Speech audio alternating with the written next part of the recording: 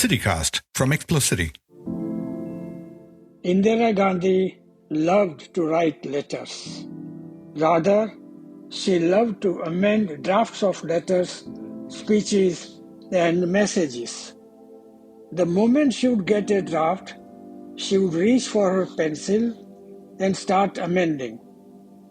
Sharda Prasad, her information advisor, called her a compulsive sub-editor. The end product would be invariably better than the draft. She preferred simple and direct expression in the spoken medium. She did not even read the ministry's drafts. They came to me and I tried to reword them in her writing style. My efforts did not fare too badly. Another thing she took great pains about was the menu and seating plans for her dinners. During the non-aligned summit, she hosted daily lunches for a few heads at a time. Every morning during the meeting, I would give her a table plan which would have been prepared by Hamid Ansari, Chief of Protocol. She would make a few changes and suggest some more. I would give her a revised plan. More changes would follow, followed by another plan and then another. This would go on until about half an hour before the lunch, and the table plans would then be printed. Fortunately, the Rashtrapati Bhavan, known for hosting state lunches and dinners, was quick with the job. G.K. Reddy, an influential journalist for the Hindu newspaper, told me that the Prime Minister's great ambition was to get the Nobel Prize for Peace. I did not believe him. But a few weeks later, Principal Secretary Dr. Alexander told me that there was a proposal or a move by some people to nominate her for the Nobel. Kreisky had apparently suggested it to her and promised to gather support for her.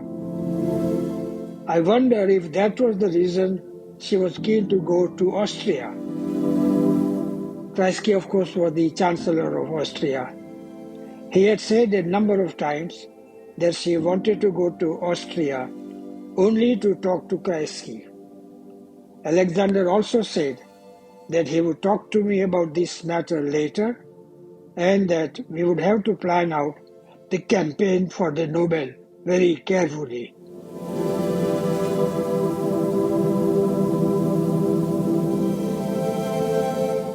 Why were the 80s pivotal in so many respects?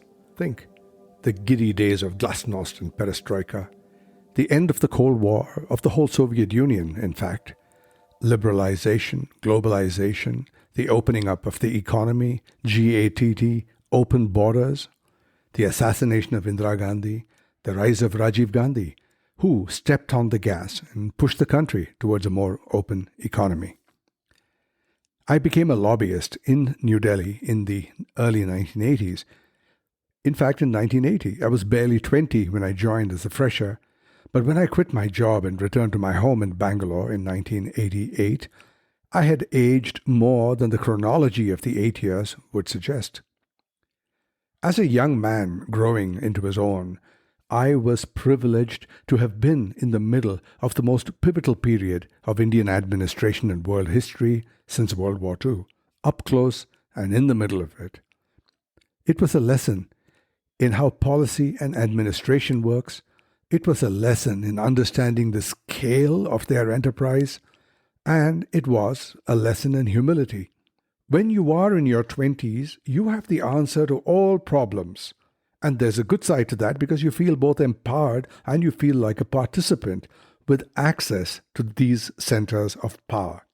But my guest today was one of those who was in such a center of power. In fact, I would go so far as to say that he was a center of power. Chinmay Gharekhan. Of the many important offices he held, one was being in the Prime Minister's office, both during the time of Indira Gandhi and then Rajiv Gandhi. And then he was India's permanent representative to the United Nations. His book is a memoir of his days at the Prime Minister's office, the real seat of power in India, and following that in the United Nations Security Council during the period of the First Gulf War, another greatly pivotal period for us. Chinmay Gharekhan is the author of the memoir Centers of Power, My Years in the Prime Minister's Office and Security Council. It is always fascinating to think of our history as these things influence the way we think today. And when you have someone who had a ringside seat to those events, you listen carefully. So, joining me from his home in Scarsdale in New York, Ambassador Gharekhan, welcome to the Literary City. Thank you, Ramji.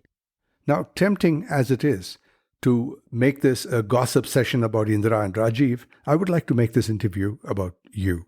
Now, right off the start, when you were choosing between joining the Indian Administrative Service and the Indian Foreign Service, you received two pieces of advice. One from a deputy secretary who told you that if you joined the Foreign Service, you might meet and fall in love with a foreign girl and marry her. And former Prime Minister Morarji Desai told you that the IFS, the Indian Foreign Service, is for partying. Not exactly the kind of cautionary tip that you would give a young red-blooded man to keep him from joining the Foreign Service, is it?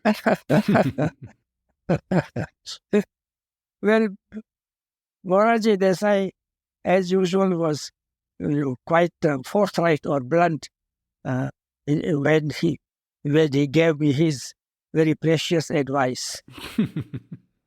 Well, that did not deter me one bit because my mind was made up already. Right. But consulted Morarji Desai only because my father wanted me to do it. And as for the deputy secretary, he was married to a foreign lady. So he knew what he was talking about. I dare say. Not whether he regretted that. Well, I'm assuming he tried to advise you against it. That should say something. But that does not mean that I was particularly careful not to fall in love. I took it as it came. And if it had happened that I did fall in love with someone, we would have proceeded with that. But I did not. Just as well. The Foreign Service got to keep you then. Now, about being a diplomat, Mr. Morarji Desai's opinion notwithstanding, not many other people understand why diplomats exist and what it is that you do. You speak of institutional perspective and memory. How does that work practically? Yes, the career officers, the Foreign Service officers, are the backbone of the Ministry of External Affairs. Mm-hmm. The politicians come and go. Right. But they do not have the institutional memory. Some issue comes up, the storehouse of the memories on those issues will be with the permanent service. So another way of saying that is remember history so you don't have to repeat it, yes? Right, yeah. Now, much of your book is set in the 1980s. Now, the 80s were a rather pivotal time in world history when the commercial world took center stage, Reagan's supply-side economics and so on. Now, considering that you had a ringside seat to that circus, I'm eager to know how your view on history shaped up in the 80s and since. Well, that's a very good question. I think the 80s were a pivotal kind of decade. Toward the end of the 80s, what happened was that the Soviet Union withdrew from Afghanistan. They were there in big strength, and they were blasting away the Afghan people and the other forces. But finally, they were obliged to pull out of Afghanistan, much against their wish.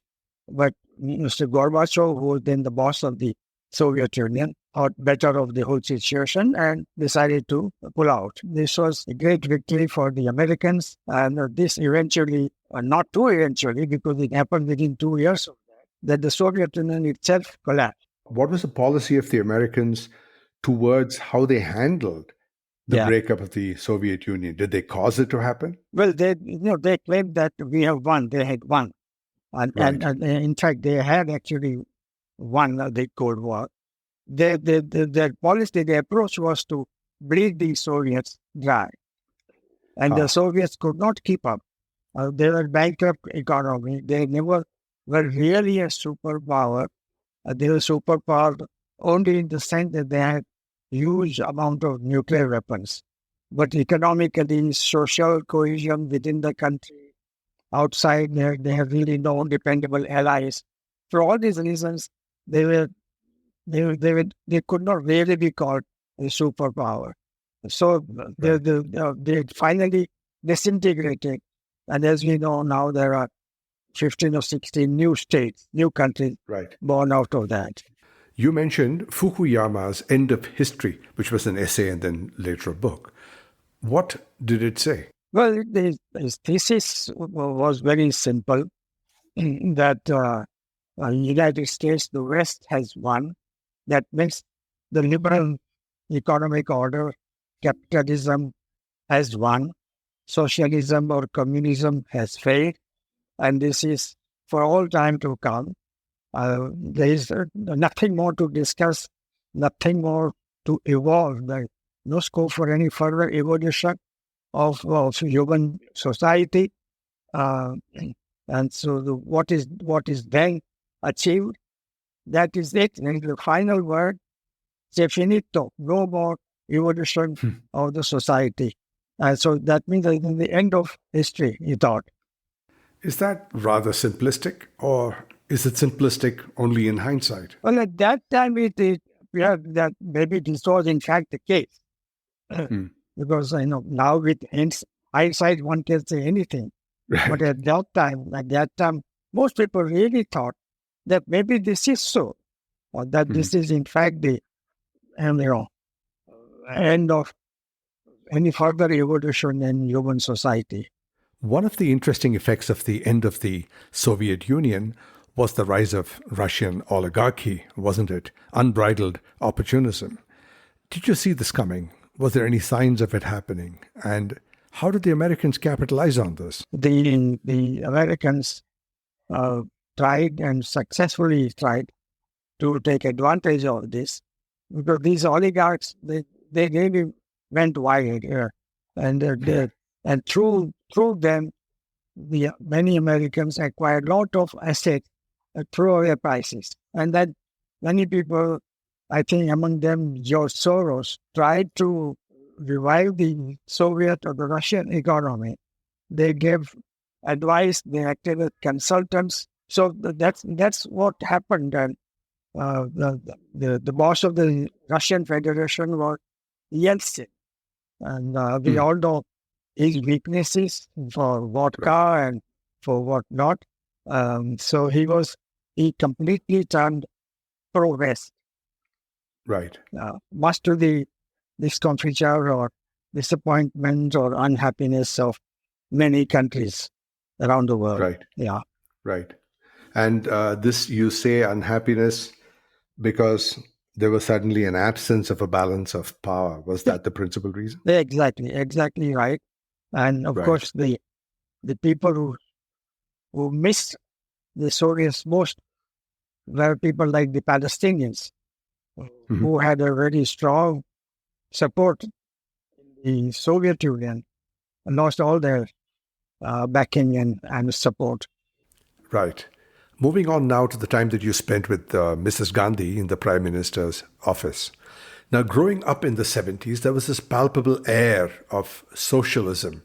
What about Mrs. Gandhi? Was she particularly socialist? Well, I think Mrs. Gandhi had hardly any political ideology of her own. Her main concern was India. Okay. Of course, subsequently, our main concern changed. It remained India, but it added a family dimension into it. But I do not believe that she was socialist per se. I think she had leanings towards it. But Nehru definitely had the kind of Fabian socialist tendencies. Right. Mrs. Gandhi less, and she did believe in distribution of wealth, but very often in upper case it became distribution of poverty. Right. It didn't have enough wealth to go around. And how pro-Soviet was her foreign policy? It was not pro-Soviet as people believed. She was. I remember she gave hell to Soviet ambassador when I was present at that meeting. How so? Did she yell at him? Yes, a little bit. Of course, she would not do that to a foreign ambassador, Right. not Soviet The ambassador. Soviet ambassador, right. But she made it quite clear that her only interest in the Soviet Union was to the Soviets to put pressure on the communist parties in India. So were her foreign policies largely based on such expediency? Yes. Yes, but she thought that she was shocked. She told the Soviet ambassador that here the right and the left are combining to oppose her. Such interesting insights. So, So you wrote in your book that Indira Gandhi didn't have really a knowledge of foreign affairs, but you did say that she has the street smarts. yeah. Well, that is true. She did not have academic interest or academic knowledge about foreign affairs and so on. But she had a very good sense of where the national interests of India lay. She had also excellent grounding in foreign policy, being hostess to her father's meetings with foreign leaders. So she used to travel with her father around the world, and she had obviously she had a keen grasp of what was going around her. She never said or did anything which would give one a reason to believe that, she doesn't understand anything. That was not the case at all. She knew perfectly well what was going on. You mentioned that Indira Gandhi was a prolific letter writer, and you also said that Sharada Prasad called her a compulsive sub-editor. Now, who did she write all these letters to? She wrote letters to all and sundry. But from my perspective, she wrote letters to foreign leaders, and not necessarily only leaders, like prime ministers and others. But she knew many people in England and America especially. And she used to have frequent correspondence with them all. She was very prompt in replying to letters, both official and personal. I think she insisted that every letter that she got from public at large be acknowledged and replied to as soon as possible. And she would personally approve of any draft that was put up to her. And she not hardly ever a draft came back, unscathed. It will always be some improvement, actually. Usually improvement. That's a compulsive sub-editor part. Now, in 1984, there was a change of guard from Mrs. Gandhi to Rajiv Gandhi. And you were there at the time, and so was I, from the outside, of course. And I recall there being wave after wave of American delegations who were pushing for free trade, GATT. And I heard Manishankar Iyer say during a visit I made to the PMO that the Indian retort to the Americans asking us to open up our borders to American goods was to ask them to open their borders to Indian workers. I see. Were you there at the time? No, I don't know. And could those two things really be conflated? Well, I don't. That was a very quick repartee what he was told, but I don't think he really meant it. I mean, he was not going to happen. Well, it did seem a little facile to me, but I was only 27 years old. What did I know? Right. Well, you were a 27-year-old wise guy, as they say. Wise guy. That is funny. I'll take it as a compliment, sir. Okay, so a question that's been bugging me for a long time. In case of doubt, what prevails? Domestic policy or foreign policy? Domestic policy always comes first, trumps foreign policy.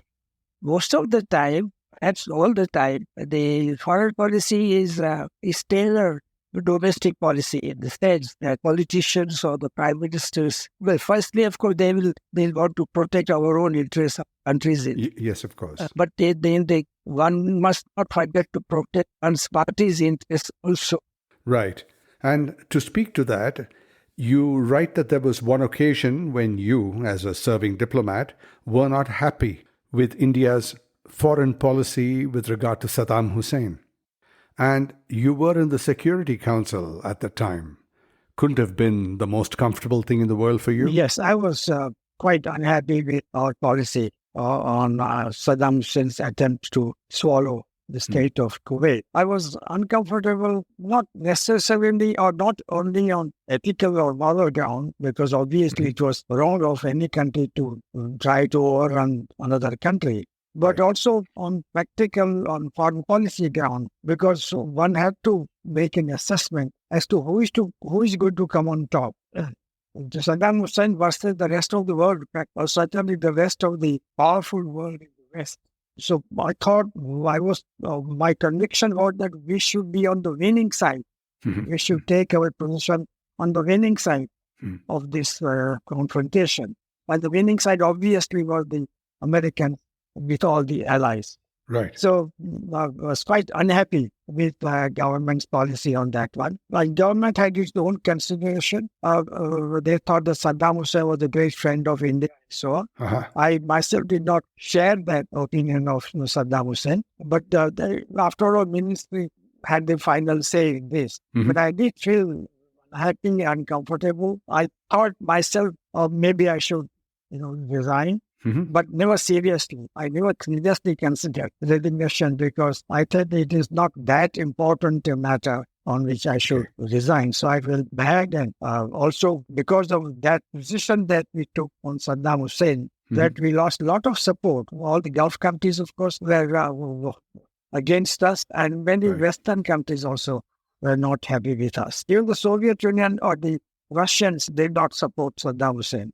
So obviously it was a wrong thing to do. We lost an election to the Security Council after that, where we were humiliated in that election for the Security Council. So all this was the consequence of our stand on the Iraq war. And was it entirely Minister I.K. Gujral's idea to pally up to Saddam Hussein at the time? Yes, I think it was not just Mr. Gujral, but there were my colleagues in the ministry who perhaps were genuinely convinced that Saddam was the best bet for us, but they miscalculated the comparative strength of Saddam and the United States, because obviously there was no contest there. So we miscalculated, I understand, but really, in terms of Saddam versus rest of the world, we sided with Saddam. What were we thinking? And is friendship really a tangible matter in these conditions? Well, I think government obviously thought that maybe they thought that Saddam would prevail in the confrontation, but they also believed quite strongly and sincerely, I think, that Saddam was India's friend. And I remember when I went to call on Mr. Pranab Mukherjee, he narrated this incident that he was there in Baghdad and he told Saddam Hussein that we were running short of oil. And Saddam, according to Mr. Pranab Mukherjee, immediately ordered an Iraqi tanker which was taking oil to Japan and diverted it to Indian shores. Now, I was rather skeptical about this story and we might have picked up the phone and said something in Arabic to someone, which I doubt Mr. Pranab Mukherjee followed. But even if he did, we don't know what actually happened after that phone call. Right. So I was very skeptical about that, about the story myself. Okay. So that was Gulf 1. And for many years later, we had Gulf 2. Did you foresee all the events leading up to Gulf 2 and the eventual execution of Saddam? Well, I can't say that I foresaw at that time exactly what was going to happen and when. But it was obvious that the Americans and the Brits were not very happy that the first Gulf War ended as it did. and Saddam remained in power, in office. Right. So from the American point of view, the Gulf War was not really over so long as Saddam remained in power. The Bush Senior, who was the president at that time of United States, stopped short of going all the way to Baghdad. 20 miles. So he did not do that, and he did the right thing because he did not have the mandate. The Security Council did not give Americans that kind of mandate. So he was right, but he was criticized at home for not going all the way. But then there was the very severe regime of sanctions imposed on Iraq. There was devastation, of course, the infrastructure. Iraq has some of the best infrastructure in the Middle East. It was all destroyed. And because though the sanctions made exception for food and medicine, but in effect, there was no medication available. And the children in particular suffered a lot. Hundreds and thousands of children are severely malnourished, and many of them died. They wanted to extract that pound of or kilograms of flesh from Iraq, so they kept on breeding Iraq. And eventually, I think, given an opportunity, they went ahead and did what they did. I think in 2003. Yeah. What was India's position between Gulf One and Gulf Two? Did we step up and help? And anyway, how was this whole thing resolved with Saddam Hussein still in place? Well, the sanctions regime continued, and the Iraq continued to suffer from that. But the root cause of the problem was Iraq's claim that Kuwait was nothing but a province of Iraq. And Saddam Hussein even called Kuwait the 19th province of 19th Iraq. Province, yeah. Yeah. Right. So long as this territorial issue was not settled, there was always the potential for a conflict erupting again. So the Security Council took this unusual step, unprecedented step of imposing a territorial solution on the two countries, so especially on Iraq. So they appointed a group of, I think, 3 people. Then finally, they're so-called experts, and they came out with a proposal with the Security Council accepted. So the Iraq had to swallow the new territorial demarcation between the Iraq and Kuwait. This was we were, of course, very unhappy with this development because we always had Kashmir at the back of our mind. Right. But we did not want to oppose this, to vote against this resolution. Well, we also had to look behind our shoulder and think of our national interests. So we abstained on that particular resolution. But I remember that I made a strong statement in the council, reiterating our position. But this is what we do when our position on the substance is something that we are not very happy ourselves with. Then we had given this outburst, orally. Right. When newspapers do that, they call them editorials. Now, you came in for a lot of personal praise about the way you handled the Security Council in relation to Gulf One, particularly. Well, I don't know about that. I did not hear much praise myself. When I was researching you, I read somewhere that you played a very important role and you were praised for it. The only people who praised me were the Americans for some reason. That did not go down well with me, I tell you. Anyway, now to turn to you personally. You are a performance-level Hindustani singer, and you told me that just after this you're going to head to a lesson? Yes. So as a musician, are you disciplined? Do you practice every single day? I practice 1 hour every morning. That is cool. And I did give that performance in the India International Center. Right. Hour and a half. And the classical music is really my big passion. That's a lovely phrase. Now, you lived all over the world. Has any other music fascinated you? Caught your fancy? Oh, yes. Almost every country that I went to, I tried to learn its music. And in Egypt, when I was in Egypt, I went to their music academy to learn their classical music. That's saying something. I'm daunted by the Arabic quarter-tones. And thank you for writing that book. Personally, it brought back so many memories from so many years ago. About the same period of time that I spent visiting the PMO, among other things, albeit as a junior and relatively callow individual. Thank you. Well, obviously, you were a very enterprising young man. Oh, I don't know. There's no evidence of that in my bank balance. But there is plenty of evidence that I had a wonderful time here. Ambassador Chinmay Gharekhan, thank you so much for being my guest today on The Literary City. Thank you. I enjoyed talking to you, Ramji. Thank you. And that was the highly engaging and humorous Ambassador Chinmay Gharekhan. His book is titled Centers of Power, My Years in the Prime Minister's Office and Security Council, and there's a link in the podcast description to where you can buy that book. And I'll be back with that fun segment, What's That Word?, where we look at words and phrases that we use all the time but never stop to think about, right after this.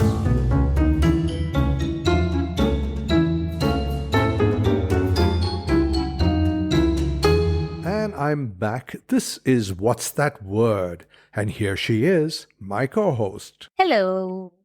My name is Praniti, but you can call me P. That's P with an A, not another E. P with an A, what is your game today? I really liked Ambassador Gharekhan. I was very absorbed when you were interviewing him.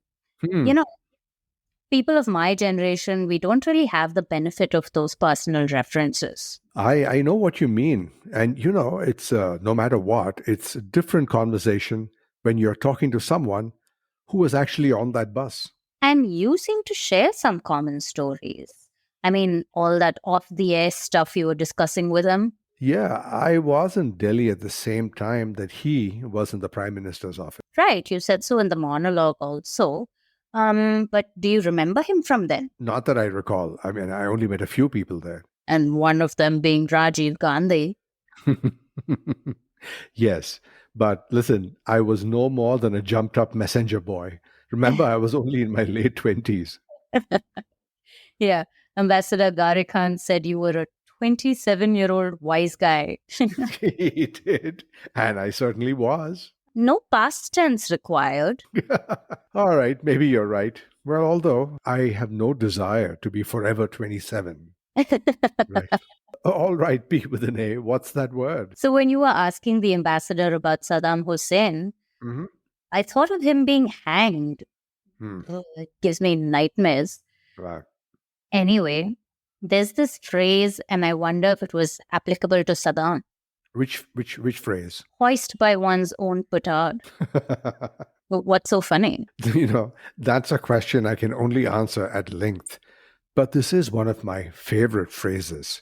So anyway, what do you know of its meaning?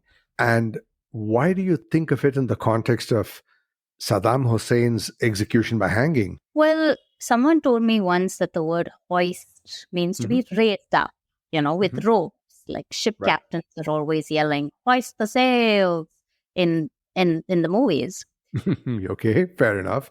And how do you relate it to the phrase? So I thought hoist by one's own petard meant like some sailor was careless and got his ankle or something caught in the ropes and got pulled up by the pulleys and was just dangling from the mast, hoist by his own carelessness.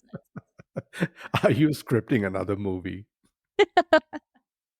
I would love to, but no one asked me to.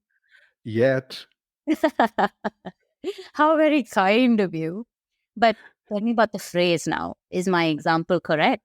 In a general sense, yes, but the specifics are not. Pray tell, meaning etymology, kitchen sink. Okay. All right, let's break it down here. Oh, goody. Very nerd. All right. So let's look at hoist first. Yes, it means to lift up. And that word has its own rather predictable etymology, of course, but it is best known in maritime use, like you said, for lifting heavy sails. And there are also factory machines that lift things up vertically, and those are called hoists. Right. Yes, I've seen those on construction sites. They're different from the cranes. Oh, yeah, that's correct. Hoists have a single use. Right. And petard? Right. Now, this is where the phrase gets interesting. Now, petard is a small explosive device. They were first made of metal and they were conical or bell shaped and later became wooden cubes. Anyway, whatever the shape, they were filled with gunpowder and were set off with a safe long fuse. And they were used to breach walls and fences and such like. Ah, wait, isn't that the same as a Bangalore torpedo? Yes, very good. Yes, a Bangalore torpedo was one of the inventions of the Madras sappers based in Bangalore, and the Bangalore torpedo was used extensively in World War II.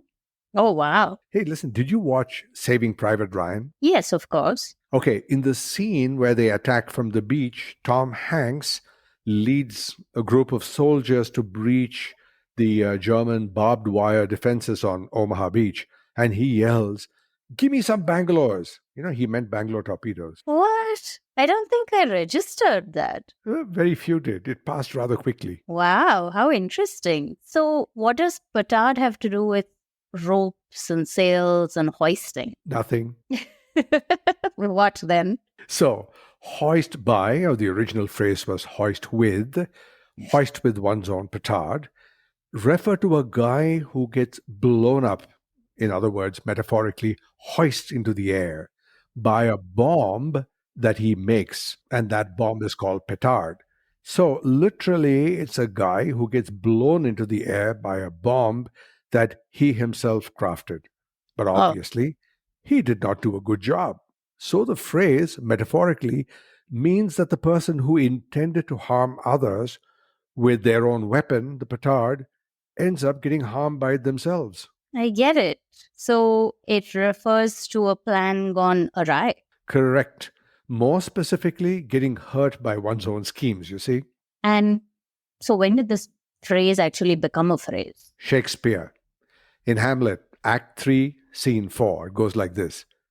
"For 'tis the sport to have the engineer hoist with his own petard." Wow, that's interesting. So my careless sailor example was not wrong. It was fine, as I said, but not in the detail.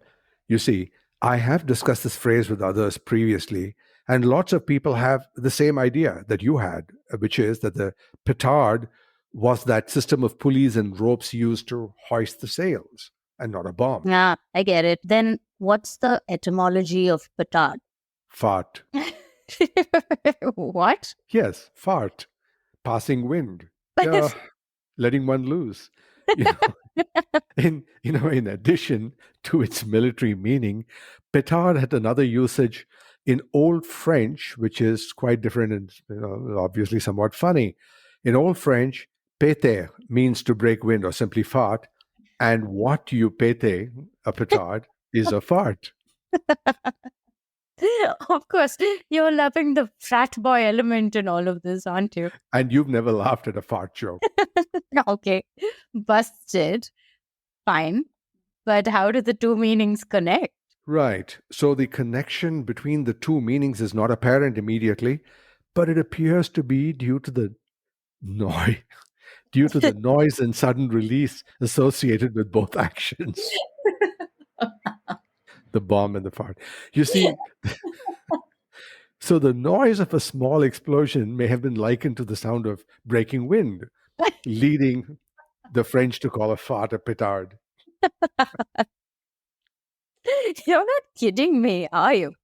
No, I never joke about etymology. Hey, this is onomatopic. Stop. You're cracking me up. Oh, really? So who's the frat boy now? And no making anagrams of frat. Now, what other word could one possibly make with the letters F-R-A-T? Rat. Never mind. Too much. I need to hoist myself out of here. Bye.